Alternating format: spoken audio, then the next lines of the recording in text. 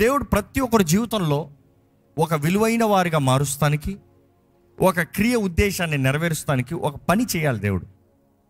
దేవుడు మనకు నేర్పించే దేవుడు మాత్రమే కాదు, కానీ నేర్పించిన తర్వాత మనల్ని పరీక్షించే దేవుడు అంట. ఈరోజు ఇక్కడ ఉన్నవారు దేవుడు ముందుగానే తెలియజేసింది, ఎంతోమంది పరీక్షలు ఉన్నవారు ఉన్నారు. ఆ పరీక్షలో ఎంతోమంది బెదిరిపోతున్న వారు ఉన్నారు. పరీక్ష మనల్ని నాశనం చేస్తానికి కాదు, పరీక్ష మనం ఏం నేర్చుకున్నామో పరీక్షింపజేసి మనల్ని గ్రహింపజేసి దాని తగినట్టుగా మరలా మనము ముందుకెళ్ళినట్లుగా, బలముతో జ్ఞానముతో సిద్ధపాటుతో ముందుకెళ్ళినట్లుగా ఇంకొక అవకాశం ఇస్తాం.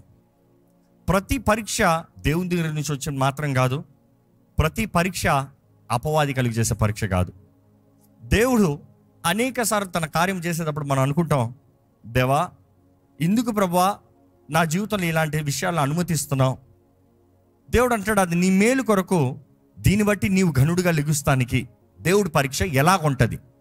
ద్వితీయోపదేశ కాండము 8వ అధ్యాయము 11 నుండి 14 వరకు. దేశమును బట్టి ఆయన స్తుతింపవలను. నేడు నేను నీకు ఆజ్ఞాపించు ఆయన ఆజ్ఞలను, విధులను, కట్టడలను నీవు అనుసరింపక నీ దేవుడైన యెహోవాను మరిచి కడుపారా తిని మంచి ఇండ్లు కట్టించుకొని వాటిలో నివసింపగా నీ పశువులను, నీ గొర్రెలను, నీ మేకలను వృద్ధి అయి నీకు వెండియు బంగారమును విస్తరించి నీకు కలిగినదంతయు వర్ధిల్లినప్పుడు నీ మనస్సు మదించి దాసుల గృహమైన ఐగుప్తు దేశములో నుండి నిన్ను రప్పించిన నీ దేవుడైన యెహోవాను మర్చెదవేమో. ఏమంటున్నాడు దేవుడు? జాగ్రత్త పడు, నీ దేవుడినైన యెహోవాను మర్చిపోతావేమో. ఆయన ఇచ్చిన కట్టడల్ని, ఆయన ఇచ్చిన ఆజ్ఞల్ని, ఆయన ఇచ్చిన తీర్పుల్ని నువ్వు లోబడక నీ దారిలో నువ్వు పోతావేమో. పరీక్షించుకో. ఇంగ్లీష్లో అయితే I command you to test least you have eaten and are full. దేన్ని బట్టి నీకు దేవుడిచ్చిన సమృద్ధి నీకు కీడుగా మారిపోకుండా, దేవుని మర్చిపోయేలాగా చేయకుండా, దేవుడిచ్చిన సమృద్ధిలో దేవుని ఘనపరచుకున్నా ఐగుప్తుని జ్ఞాపకం చేసుకుంటావేమో. జాగ్రత్త. ఈరోజు పరీక్ష మనకు మంచిదండి. దేవుడు ప్రతి ఒక్కరికి కాలము సమయం తగినట్టుగా సమస్తం ఇస్తాడు. ఏ సమయంలో ఏది ఇవ్వాలో, ఏ కాలంలో ఏది చేయాలో దేవుడు అన్నీ సమకూర్చి జరిగిస్తాడు. దేవుడు అంట ప్రతి ఒక్కరికి విత్తడానికి విత్తనము, తినడానికి ఆహారం. ఈ మాట అనేక సార్లు చెప్పాను ఈ ఆలయంలో. అంటే దేవుడు ప్రతి ఒక్కరికి విత్తడానికి విత్తనము, తినడానికి ఆహారం. ఈరోజు మనం జ్ఞాపకం చేసుకోవాలి. దేవుడు అంటున్నాడు, నీకు సమృద్ధి కలిగినప్పుడు నీకు పరీక్ష. అంటే సమృద్ధి మాత్రమే పరీక్ష. నీ సమృద్ధి ఉన్నదప్పుడు పరీక్ష వస్తుంది అని అర్థం. నెక్స్ట్ ఏంటంటే, నువ్వు సమృద్ధిలో ఎలాగ ఉన్నావో దాని తగినట్టుగా నీ రిజల్ట్ ఉంటుంది. నెక్స్ట్ అది మేలో కీడో నువ్వే చూసుకో. నీ సమృద్ధిలో నీ దేవుని మర్చిపోయావా? ప్రయోజనం లేదు. నీ సమృద్ధిలో నువ్వు దేవుని విడిచిపెట్టావా? నిర్లక్ష్యపరిచావా? ప్రయోజనం లేదు. ఈరోజు చాలామంది వారికి కలిగిన సమృద్ధిలో దేవుని నిర్లక్ష్యపరిచి ఈరోజు దేవుని సన్నిధిలోకి వచ్చి, దేవా నాకు సహాయం చేయవా అని ప్రార్థన చేస్తున్నారు. తప్పెవరిది? దేవుడు అన్యాయం చేశాడా? దేవుడు లోపం చేశాడా? లేదు. దేవుడిచ్చిన అవకాశాలని, దేవుడిచ్చిన మేలుల్ని, దేవుడిచ్చిన వరముల్ని, దేవుడిచ్చిన సహాయాన్ని యూ హ్యావ్ మిస్యూజ్డ్ ఇట్. ఈరోజు పరీక్షలో మనము జీవితంలో స్థిరపడాలంటే పరీక్షలో జయించాలండి. పరీక్షలో జయిస్తే మాత్రమే దేవుని వాక్యానుసారంగా హెచ్చింపు అనేది ఉంటుంది. యోసేపు జీవితంలో చూస్తాము 4 సీజన్స్. ఆయన కుమారుడిగా, ఆయన దాసుడిగా, ఆయన ఖైదీగా, దాని తర్వాత ప్రిన్స్ ఆఫ్ ఈజిప్ట్, ఎంతగా స్థాయిలు ఎదిగి. ఈరోజు మనం పరీక్షించుకోవాలండి. మన పరీక్షలో మనం ఎంతవరకు నిలబడగలుగుతున్నామో, ఎంత బలముతో ఉన్నాము. దేవుని వాక్యలు చూస్తే కీర్తనలు 66:12 చదువుదామండి. నరులు మా నెత్తి మీద ఎక్కునట్లు చేసితివి, మా నెత్తి మీద ఎక్కునట్లుగా చేసితివి. మేము నిప్పులలోను నీళ్ళలోను పడితేమి. ఆగండి, ఇక్కడ ఏమని చెప్తున్నాడు? మనుషులు మా తలకాల మీద ఎక్కేలా చేసావు. ఎవరు చేశారంట? దేవుడు. ఎందుకు చేశాడు? పరీక్ష. నీలో దీనత్వం ఉందా? నీలో తగ్గింపు ఉందా? మనుషులు నీ పైకి ఎక్కేటప్పుడే తెలుస్తుంది నీలో దీనత్వం ఉందా లేదా. అది దీనత్వం పరీక్ష. It's a test of humility. నీలో దీనత్వం ఉన్నట్లయితే మనుషులు నీ మీద ఎక్కుతారంట, మనుషులు నిన్న మాటలు అంటారంట, మనుషులు నిన్ను దూషిస్తారంట, మనుషులు నిన్ను హేళన చేస్తారంట. దేవుడు అంటున్నాడు, నేను అనుమతిస్తున్నాను. చాలాసార్లు అనుకుంటా, వై డిడ్ యూ అలౌ? నువ్వంటే ఇందుకు జరగాలి, ఇది నువ్వంటే ఇందుకు మాట్లాడాలి ఇలాగా. దేవుడు అంటాడు, నీ పాసితో రాయిలయ్యా, సంతోషపడు, నీలో పాసిపోతుంది. నిన్ను దీనునిగా చేస్తానికి, నిన్ను తగ్గించినట్లుగా చేస్తానికి, నీలో తగ్గింపు తీసుకొస్తానికి. జ్ఞాపకం చేసుకోండి, దేవుడు అనుమతిస్తాడంట మొదటగా మనుషుల్ని పైకి ఎక్కుతానికి, ఎక్కడ మన తలకాయ మీద ఎక్కుతానికి, మనల్ని తొక్కుతానికి. ఈరోజు ఇక్కడ ఉన్నవారు ఎవరైనా సరే మనుషులు నన్ను అణిచివేస్తున్నారండి అన్నవారు ఉంటే చేతులు ఎత్తుతారా అండి? ఏం భయపడకుండా దేవుడు మిమ్మల్ని పరీక్షిస్తున్నాడు అని అర్థం. జ్ఞాపకం చేసుకోండి. రెండోది, అక్కడ ఏమంటారు? We went through fire. అగ్నిలో నుండి మేము వెళ్ళాము, ఆ నీటిలో నుండి వెళ్ళాము. ఎందులోంచి వెళ్ళారంట? అగ్ని పరిశుద్ధపరుస్తుంది, అగ్ని చెత్తని కాల్చివేస్తుంది, అగ్ని అక్కరలేనివి తీసేస్తుంది, అగ్ని అక్కరలేని మనుషుల్ని విడిచేస్తుంది. నీవు పరీక్షలోకి వెళ్తానే కానీ ఎవరు నీ వారు కాదో తెలియదు. అన్నీ బాగున్నప్పుడు నీ పక్కన ఉన్నవాడు నిజంగా నీకు ఉన్నవాడు కాదు. నీవు ఒంటరితనంలో అగ్నిలో కారుతున్నప్పుడు పక్కకు వచ్చి నిలబడగలుగుతున్నాడా? That is where the gold is. అది బంగారం. మేము అగ్నిలో నుండి వెళ్ళాము, అదే సమయంలో నీటిలో నుండి వెళ్ళాము. నీటిలో దూకాలంటేనే భయం చాలామందికి. నీటిలో దూకిన తర్వాత చాలామంది చేసేది ఏంటి? ఈత రాని వాడికి చచ్చిపోతున్నాను ఇంకా ఎక్కువ కంగారు పడతాడంట. అలా కంగారు పడతంలో తొందరగా మునిగిపోతాడు, తొందరగా చచ్చిపోతాడంట. కంగారు పడకుండా మౌనంగా నిలబడుతున్న నీటిలో ఆటోమేటిక్గా మన బాడీ బ్యాలెన్స్ అయ్యి పైకి వస్తామంట. మనిషి కంగారు పడే కొలిది లోటుకి మునిగిపోతాడు, తొందరగా ఊపిరిపోయి చేస్తాడు. ఈరోజు ఎంతోమంది నీటిలోకి వెళ్ళాలన్నప్పుడు దే ఆర్ జస్ట్ లోన్లీ, ఎవరూ లేరు. ఒక మాట జ్ఞాపకం చేసుకోవాలండి, దేవుడు ప్రతి ఒక్కరిని వారి జీవితంలో పరీక్షలో తీసుకెళ్ళేటప్పుడు మనుషులు పైనుండి తొక్కుని వెళ్తారు, రెండోది అగ్నిలో నుండి వెళ్తారు, మూడోది నీటిలో నుండి వెళ్తారు. కానీ దీంట్లో నుండి వెళ్ళిన తర్వాత ఆ వచనం కంటిన్యూ చేయండి. అయినను నీవు సమృద్ధి గల చోటికి, ఎక్కడికంట? సమృద్ధి గల చోటకి మమ్మల్ని రప్పించున్నావు. నమ్మేవారు ఉంటే హల్లెలూయా బిగ్గరగా చెప్తారా? దేవుడు మనల్ని పరీక్షిస్తాడేమో కానీ, మనుషుల ద్వారా తొక్కిస్తాడేమో కానీ, మనుషుల ద్వారా నిందల మాటలు ఇస్తాడేమో కానీ, అగ్నిలో నుండి తీసుకువెళ్తాడేమో కానీ, ఇంకా ఉన్నాయన్నీ కోల్పోయాయి, నీటిలో అన్ని కొట్టిపోయాయి, ఇంకా నా పని అయిపోయింది, నేను చచ్చిపోతున్నాను అన్న పరిస్థితుల్లోకి వెళ్తారేమో కానీ, దేవుడు నిశ్చయంగా సమృద్ధిలోకి తీసుకొస్తాడంట. కానీ అది లేకుండా ఇది లేదండి. ఈరోజు చాలామంది, దేవా నాకు సమృద్ధి ఇచ్చావా? మనుషుడికి కష్టం లేకనా, పరీక్ష లేకనా ఏది సంపాదించుకున్నా విలువ ఉండదు. ఒక వ్యక్తి కష్టపడి సంపాదించి కొనుక్కునే దానికి, కష్టం లేకుండా సులభంగా కలిగిన దానికి చాలా తేడా ఉంటుంది. ఎవరో ఊరక కొనిచ్చిన దానికి, తను కష్టపడి సంవత్సరాలు ప్రయాసపడి కొనుక్కునే దానికి తేడా ఉంటుంది. ఎవరో ఇచ్చింది విలువ లేకుండా వాడతారేమో కానీ, అది విలువైందని తెలుసులే కానీ విలువ లేకుండా వాడతారేమో కానీ, కష్టపడి ప్రయాసపడుతూ కొనుక్కున్న దాన్ని ఎంతో జాగ్రత్తగా చూసుకుంటారు. ఎవరి చేతిలో పెట్టాలన్నా జాగ్రత్త అంటారు. Why? It's because there is test, there is pain. ఈరోజు నొప్పి వద్దు, వేదన వద్దు, పరీక్ష వద్దు, దేవా నాకు ఇందులోకి తీసుకెళ్ళొద్దు. యోబు జీవితంలో చూస్తామండి, దేవుడు తనని పరీక్షించాడు. ఎందుకు నేను తీసివేయాల్సిన అవసరం దేవుడికి తెలీదా? రెండంతలో ఇవ్వబోతున్నాడని. కానీ ఆ పరీక్ష, కానీ జ్ఞాపకం చేసుకోండి, దేవుడు మనల్ని ఒక తర్బీదులోకి తీసుకెళ్ళేటప్పుడు, మనలో నుండి ఒక కార్యము క్రియ జరిగించాలని ఆశపడినప్పుడు, దేవుడు మనలో ఏదో ఒక ప్రత్యేకమైనది జరిగించాలి, దేవుడు మీలో ఒకటి రూపించాలి, ఒక స్థాయికి హెచ్చించాలి, ఒక కార్యాన్ని జరిగించాలన్నప్పుడు మొదటగా పరీక్షిస్తాడు. రెండోదిగా చూస్తే, దేవుడు ఒక మనిషిని ఒక స్థాయిలోకి తీసుకెళ్లేటప్పుడు, ఆయన చిత్తము జరిగించేటప్పుడు, దేవుని చిత్తంలో చేసేది ఏంటంటే, ఆయన మన జీవితంలో ఆయన సమయం తగినట్టుగా కార్యము చేస్తాడంట. ఎవరి సమయం తగినట్టుగా? ఆయన సమయం. లాజర్ చనిపోతున్నాడు అన్న వార్త వచ్చింది. ఆ వార్త విన్న యేసుప్రభు ఏం చేశాడు? లెట్స్ వెయిట్ అన్నాడు. మనం ఇంకా కొంచెం ఇటువైపు వెళ్తాంలే, అక్కడికి వద్దులే అన్నాడు. దేవుడికి తెలీదా లాజర్ చనిపోతున్నాడని? యేసుప్రభుకి తెలీదా నేను లాజర్ని లేపబోతున్నానని? కానీ ఒక మాట చెప్తున్నాడు, వి విల్ వెయిట్. మార్తా వచ్చింది వెంటనే, నువ్వు ఉండుంటే లాజర్ చనిపోయి ఉండేవాడు కాదు. యేసుప్రభు చెప్పిన మాట ఏంటి? Don't worry, you will rise back అనేటప్పుడు, అవునులే పునరుద్ధానం రోజున ఆయన నిద్రపోతున్నాడమ్మా, లెగుస్తాడంటే, లేదు పునరుద్ధానం నమ్ముతున్నానులే. యేసుప్రభు అన్నాడు, నేనే పునరుద్ధానము జీవము.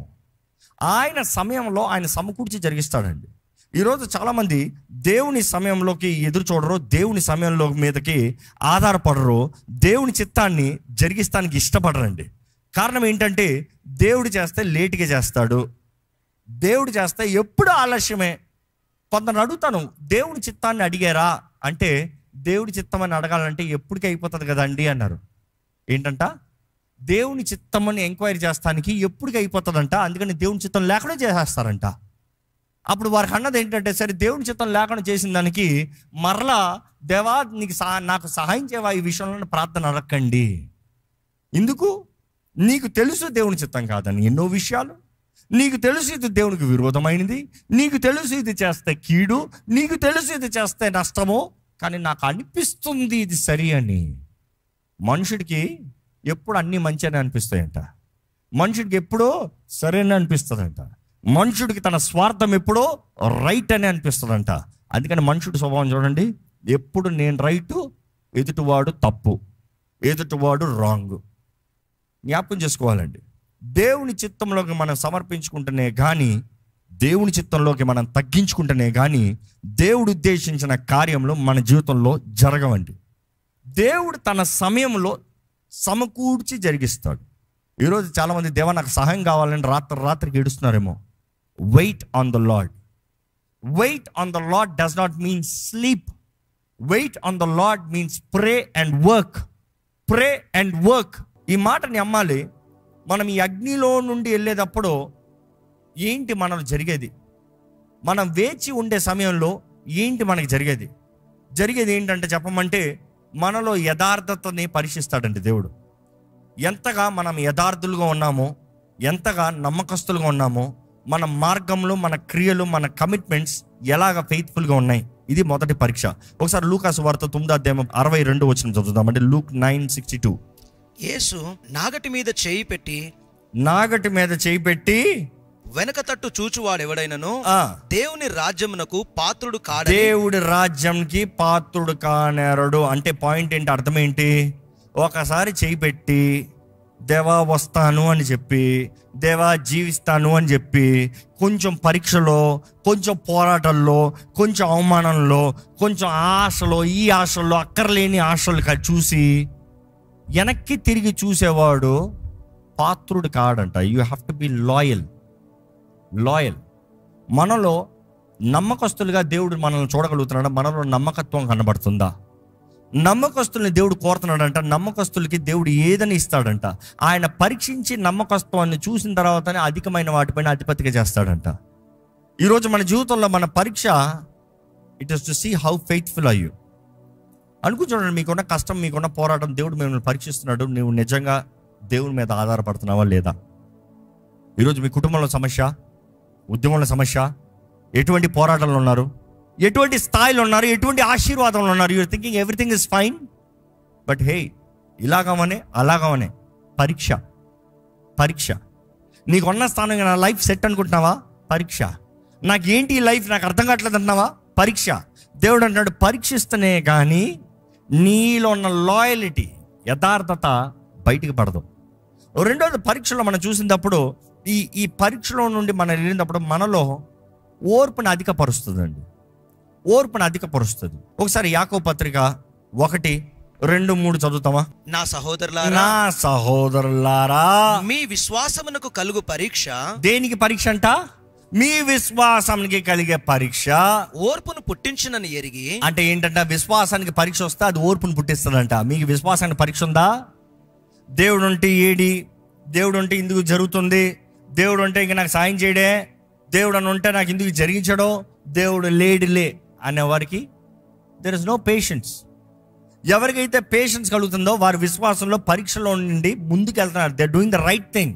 ఇంకా నా దేవుడు చేస్తాడని నేను నమ్ముతున్నాను, నా వివాహ జీవితాన్ని విడిచిపెడతలేదు, నేను ఇంకా దేవుడు అద్భుతం చేస్తాడు, నా భర్త హృదయాన్ని మారుస్తాడని నేను నమ్ముతున్నాను, లేదు ఇంత అవమానం జరిగిందో కూడా నేను విడిచిపెడతలేదు, నా భార్య హృదయాన్ని దేవుడు మారుస్తాడు, వారి ఇంట్లో కార్యం జరిగిస్తాడని నేను నమ్ముతున్నాను. ఈరోజు అలా కాదు. ఈగో, వారు చేసింది తప్పే, వీరు చేసింది తప్పే, బట్ విశ్వాసం ఉందా? దేవుడు కార్యం జరిగిస్తాడు, ఇంకొక అవకాశం ఇచ్చి కృప ద్వారంగా ఆయన మరలా మనల్ని నడిపిస్తాడని. ఆ విశ్వాసం లేకపోతే కష్టం అండి. ఆ విశ్వాసం లేకపోతే you cannot achieve the promises. ఆ వాగ్దానాలు స్వతంత్రించుకోలేము. వాగ్దానం స్వతంత్రించుకోవాలంటే విశ్వాసం కావాలి. విశ్వాస పరీక్ష అనేటప్పుడు అందులో మనకు ఓర్పు కావాలంట. If you don't have patience, God cannot give you the promise that he has promised you. జ్ఞాపకం చేసుకోండి. మీలో విశ్వాసం లేకపోతే, ఓర్పు లేకపోతే దేవుడు వాగ్దానం చేసింది మీరు ఎప్పటికీ స్వతంత్రించుకోలేరు. దేవుని వాక్యం చూస్తే ఆ మాట మరలా చదవండి. నా సహోదరులారా, మీ విశ్వాసమునకు కలుగు పరీక్ష ఓర్పును పుట్టించినని ఎరిగి మీరు నానా విధములైన శోధనలో పడినప్పుడు, ఒక్క శోధన కాదు, ఒక్క రకమైన శోధన కాదు, నానా విధమైన శోధనలో పడినప్పుడు అది మహదానందము అని ఎంచుకొనుడి. మహదానందము, రిజాయిస్, ఆనందించాలంట. ఎలాగ సాధ్యమండి? ఈ పరీక్షలో ఎలాగ నేను ఆనందిస్తాను అంటారు. ఇన్ని గొడవలు జరుగుతూ ఉంటే ఎలాగ ఆనందిస్తాను? ఈ నష్టం కలుగుతూ ఉంటే ఎలాగ ఆనందిస్తాను? వారు ఇలాగ మోసం చేస్తే నేను ఎలాగ ఆనందిస్తాను? వారు ఇలాగ మాటలు వేసి నా పైన తొక్కుని పోతా ఉంటే నేను ఎలాగ ఆనందిస్తాను? ఇంత కాలిపోతా ఉంటే నేను ఎలాగ ఆనందిస్తాను? అది కేవలం పరీక్ష అని ఎరిగి, కేవలం పరీక్ష అని ఎరిగి, మరలా చెప్తున్నా, కేవలము పరీక్ష, కేవలము పరీక్ష. ఈరోజు ఎంతోమంది వారి జీవితంలో దేవుడు పరీక్షించేది మీ మేలు కొరకు, మీ ఘనత కొరకు, మిమ్మల్ని హెచ్చిస్తాం కొరకు, ఆయన రాజ్యం కొరకు, మిమ్మల్ని నిలబడతాం కొరకు అనేది గ్రహించుకోకుండా ఏడుస్తూ కూర్చుంటారంట. యాకోబు చెప్తున్నాడు ఇక్కడ ఏమని? ఆనందించు, బహుగా ఆనందించు, రిజాయిస్. ఇక్కడ ఉన్నవారు ఎంతమంది పరీక్షలు ఉన్నారో? ఏదో ఒక రకమైన పరీక్షలు ఉన్నాను, వండర్ఫుల్. ఇప్పుడు ఉన్నవారు గతంలో ఒక పరీక్షల నుండి వెళ్ళిన వారేనా? గతంలో కొన్ని పోరాటాల నుండి వెళ్ళిన వారేనా? గతంలో కొన్ని అర్థం కాని పరిస్థితులు, కొన్ని జరగలేని పరిస్థితులు, కొన్ని ఇంకా అసాధ్యమైన పరిస్థితుల నుండి వచ్చిన వారేనా? అలా వచ్చిన వారు ఉంటే 2 చేతుల పైకి తలలు చెప్పండి. అప్పుడు నడిపించిన దేవుడు ఇప్పుడు నడిపించడా? అప్పుడు సాయం చేసిన దేవుడు ఇప్పుడు చేయడా? అప్పుడు లేవనెత్తిన దేవుడు ఇప్పుడు లేవనెత్తడా? ఈరోజు తిరిగి చూస్తే ఎంతమంది ఇక్కడ ఉన్నవారు చెప్పగలుగుతారు ఆ పరీక్ష నాకు మేలే అంటారో? చేతులు తల్లిలు చెప్తారా? అందరూ ఈరోజు జ్ఞాపకం చేసుకోండి, మన జీవితంలో ప్రతి నొప్పి రేపు మనకు ఒక కిరీటాన్ని తీసుకొస్తుంది. నొప్పి లేకుండా కిరీటం కోరకండి. Pain, crown. Without pain no crown. Pain, honour, గౌరవం, ఘనత. నొప్పి లేనిది ఘనత లేదు. ఈరోజు లోకంలో చూసుకోండి, ఏ గొప్ప వ్యక్తి అయినా నువ్వు రాత్రి గొప్ప అని అడగండి. రాత్రి నీ ఊరకు వచ్చేసిందా? ఎక్కడ వాడు ప్రారంభ స్థితాల్లో అడగండి, ఎక్కడి నుండి వచ్చావు నువ్వు, నీ స్థితి ఎంత కష్టపడో అడగండి, చెప్తారు. ఈరోజు మనం అనుకుంటాను, నేను నా ఇష్టానుసారంగా ఉంటాను, దేవుడు నన్ను ఆశీర్వదించాలి, లేకపోతే నాకే ఎందుకు ఈ పోరాటం జరగాలి, నాకే ఎందుకు ఈ నష్టం జరగాలి, నాకే ఎందుకు ఈ కష్టం జరగాలి. ఈరోజు ఎంతోమంది వారు చేస్తున్న వ్యర్థమైన కార్యాలను బట్టి వారు కోరి తెచ్చుకుంటున్నారు తప్పుడు కార్యాలు. అటువంటి వారు కూడా దేవుడు పరీక్ష పెట్టినప్పుడు చుత్తు అవుతారంట. కనీసం ఆ స్థితిలో పశ్చాత్తాపడాలి, రిపెంట్. పశ్చాత్తాపడితే దేవుడు ఇంకొక అవకాశం ఇస్తాడు. పశ్చాత్తాపడకపోతే ఏం జరగదు. తప్పిపోయిన కుమారుడు పశ్చాత్తాపడ్డాడు కాబట్టి తిరిగి వచ్చినప్పుడు తండ్రి అంగీకరించాడు. పశ్చాత్తాపడి ఉండకపోతే తప్పిపోయిన కుమారుడు తిరిగి వస్తాలో ఏ ప్రయోజనం లేదు. వచ్చాడా మరలా ఇంకా ఉన్నది కూడా మిగిలిన కూడా కాజేసుకుని పోతాడు, అంతే. అది కూడా వెళ్ళి పాడు చేసుకుంటాడు ఫర్ షూర్. కానీ బుద్ధి తెచ్చుకుని వచ్చాడు కాబట్టి తన తండ్రి ఇంట్లో నివసించాడు.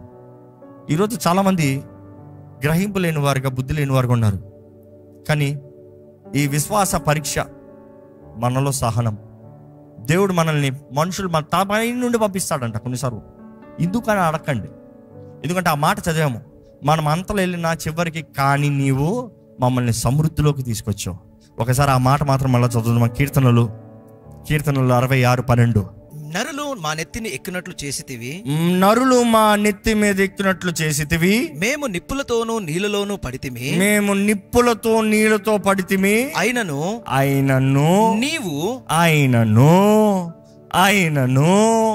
మీరందరూ చెప్పాలి ఈ మాట, నీవు సమృద్ధి గల చోటికి మమ్మల్ని రప్పించి ఉన్నావు. నమ్మిన వారు హల్లెలూయా.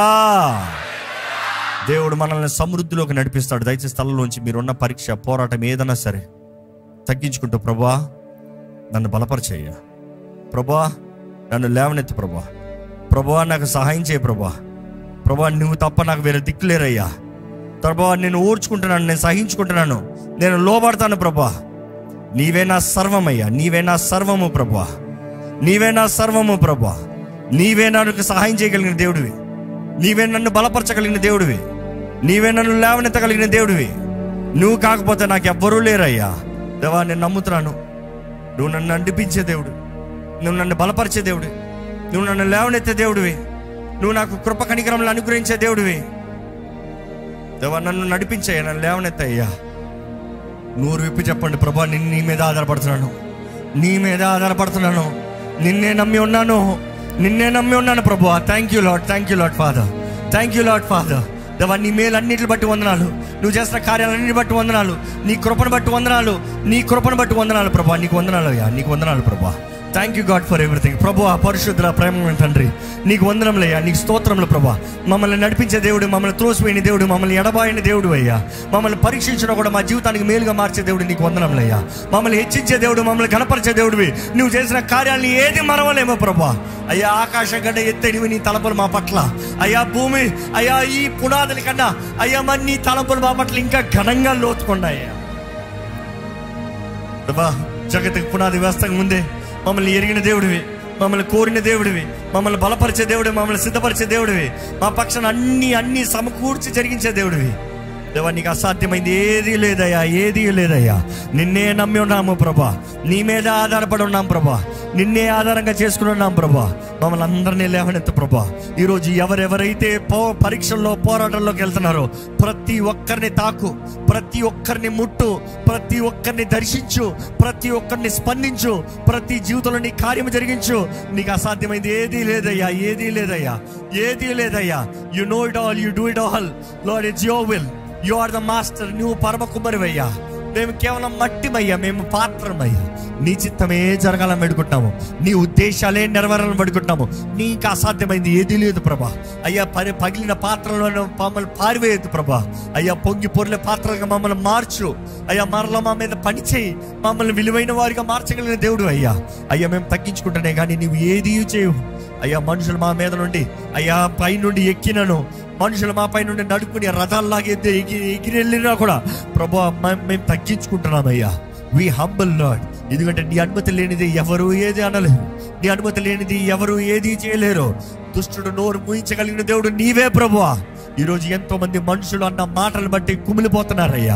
మనుషులు చేసిన కార్యాలను బట్టి కుమిలిపోతున్నారు ప్రభా. మనుషులు చేసిన ద్రోహం బట్టి ఎంతో బాధలు ఉన్నారు ప్రభా. మనుషులు తిట్టిన మాటలకి చచ్చిపోతామా అనుకున్న పరిస్థితులు ఉన్నారయ్యా. People's words are been piercing through the hearts Lord. కానీ ఇదిగో అయ్యా, ఈరోజు నువ్వు అనుమతి ఇచ్చావంటే మా మేలు కొరకే నమ్ముతున్నామయ్యా. మేము పరీక్షలో ఉన్నామని మేము గ్రహించుకుంటే దేవా మాకు అది మేలుగా మార్చే దేవుడు అయ్యా. మేము పరీక్షలో ఉన్నామని మేము గ్రహించుకుంటే అది మాకు మంచిగా మార్చే దేవుడు అయ్యా. మేము పరీక్షలో ఉన్నామని మేము గ్రహించుకుంటే మాకు అన్ని సమకూర్చి జరిగిస్తావయ్యా. నీకు వందనములు ప్రభా. దేవా నీ కార్యములే జరగాలని వేడుకుంటానయ్యా, నీ ఉద్దేశంలే జరగాలని వేడుకుంటానయ్యా. ఈరోజు మనుషులు మమ్మల్ని దూషించినను పర్వాలే, రేపు నువ్వు హెచ్చించే దేవుడు అయ్యా. అదే నోటితో నువ్వు కనపరిచే దేవుడు అయ్యా.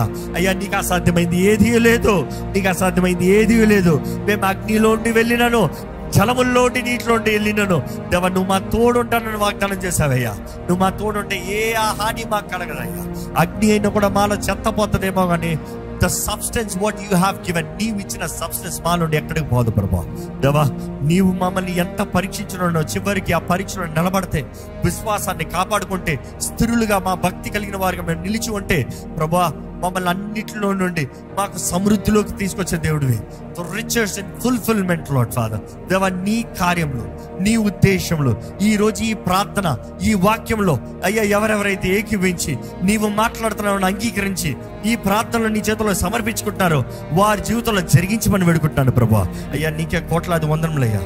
స్థిరులుగా విశ్వాసం కలిగిన వారిగా, సహనము కలిగిన వారిగా, ఓర్పు కలిగిన వారిగా నీవు మాకు ఇచ్చిన ఈ ప్రయాణము, ఈ పరీక్ష, ఈ పోరాటంలో జయము కలిగిన వారిగా, ప్రతి వాగ్దానాన్ని స్వతంత్రించుకున్న వారిగా దేవా నీవు మా తోడున్నామని నమ్మి నువ్వు తగిన సమయంలో సమస్తము సమకూర్చి జరిగిస్తావు.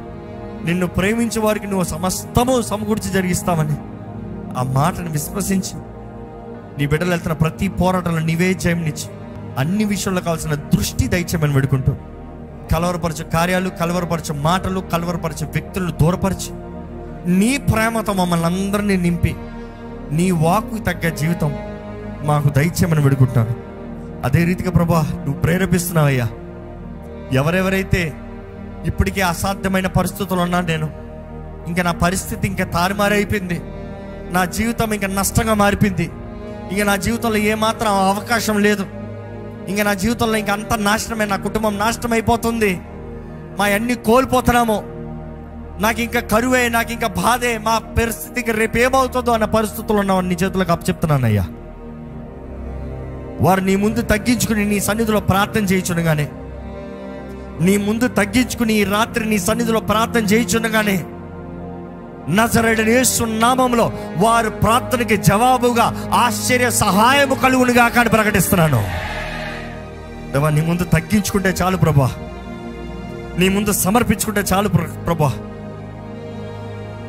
దేవా, నీవు నీ బిడ్డలకు కావాల్సిన ఆశ్చర్య సహాయాన్ని అనుగ్రహించగలిగిన దేవుడు, శత్రువుల్ని మిత్రులుగా మార్చే దేవుడు అయ్యా.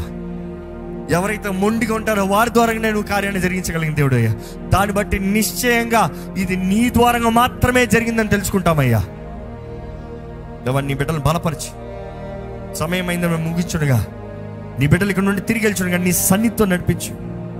ప్రతి ఒక్కరికి కావాల్సిన తగ్గింపు, దీనత్వము, గౌరవం, ఇతరులని ఘనులుగా ఎంచుతూ, మాకని ఇతరులను యోగ్యులుగా ఎంచుతూ, మా పరుగులో మేము నమ్మకంగా పరిగెడుతూ, దీనత్వంతో నీ సేవలో నమ్మకంగా జీవించే భాగ్యము మా అందరికి అనుగ్రహించమని నజరేయుడైన యేసు నామములో అడిగి విడిచున్నాము తండ్రి. ఆమేన్.